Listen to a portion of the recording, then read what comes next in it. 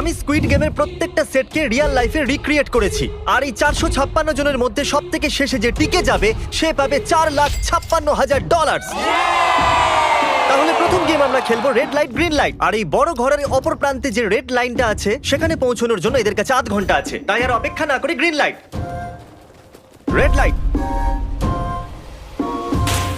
ও ও আর যেরকমটা আপনারা দেখছেন প্রত্যেক খেলোয়াড়ের গায়ে আমরা একটা ডিভাইস ট্যাপ করেছি যেটা ওরা এলিমিনেট হলেই পপ হয়ে যাবে। ক্রিস, তুমি কি ট্রাই করবে? Red light. ও ও আরে না, আমি নিশ্চিত যে ওরা নড়েছিল।